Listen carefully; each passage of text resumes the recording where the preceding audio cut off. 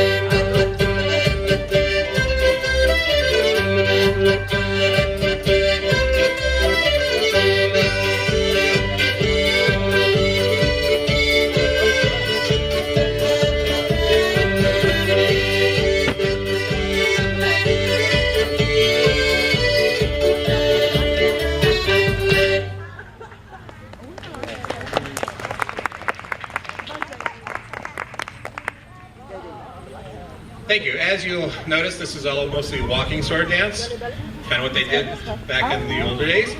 We're moving forward. Next dance is Jātruviņa, and you'll notice that Latvian folk dances are actually very structured and choreographed. It's just the way we do them. So Jātruviņa.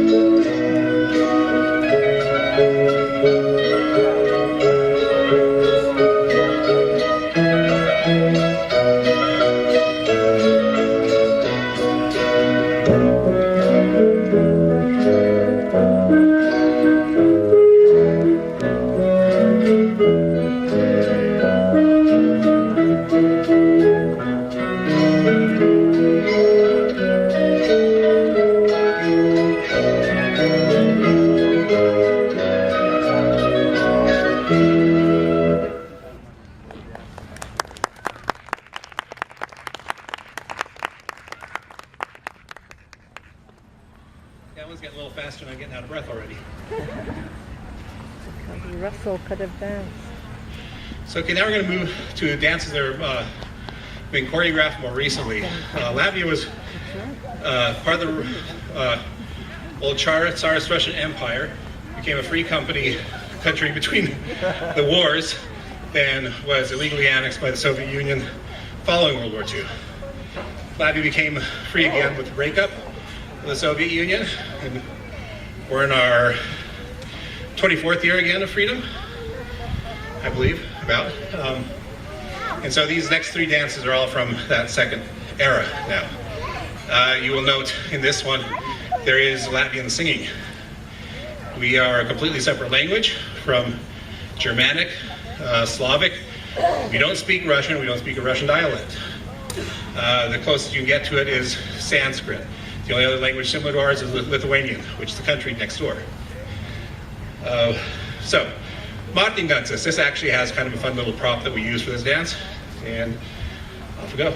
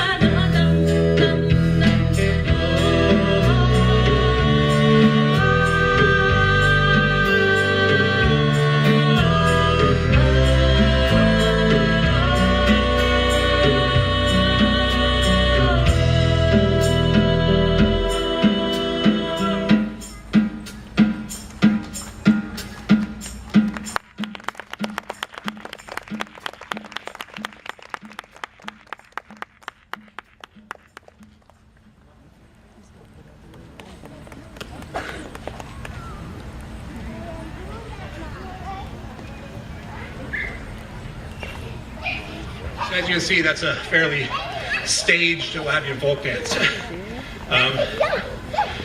created fairly recently. The next dance we're going to do is called Piebaldzan, and there's a region in Latvia called Piebaldzan. And this is kind of dedicated to the region, even though it's not particularly a regional dance. It has involved what is considered normally the older generation, me myself included now. And you will see that we kind of follow those older stereotypical mannerisms. One thing I will mention, that the boys who are dancing wear in vests, most of us. That is kind of the summer costume, lighter weight, not so hot in Colorado, considering all costumes are normally made of wool. The one example, Martin Schurbenz is wearing the full jacket. I don't know if you can see him back there. That's more of what we would normally wear indoors or at a winter program, things like that. All standards for Latvian folk dress. The women are in various regions. You don't see the same costume on, uniformly normally, because they all have their costumes from their own region of Latvia, and there's several hundred regions within this tiny little country. Lastly, you will note some of the women have scarves, and some have like a crown. The difference is, if you're still single and looking, you get to wear the crown. If you are married, you put a little scarf on your head. It's just kind of an old-time statement. So, Piebaldzan.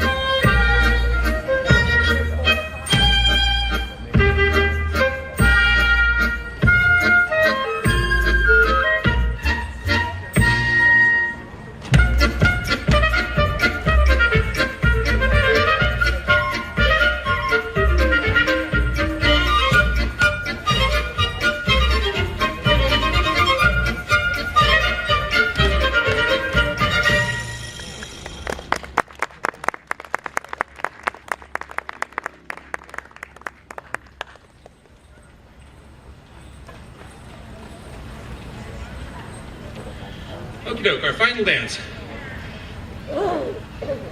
Let's go to ones. This is actually a very new choreography. You can tell by the music and the moves, and it doesn't seem quite as traditional, especially to those of us who know a whole history of folk dancing.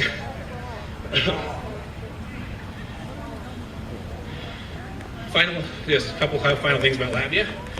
As I said, it is part of the Baltic states. We have no relationship whatsoever to the Russians, apart from they occupied us. We are free. Hopefully that will remain. So, let's go on.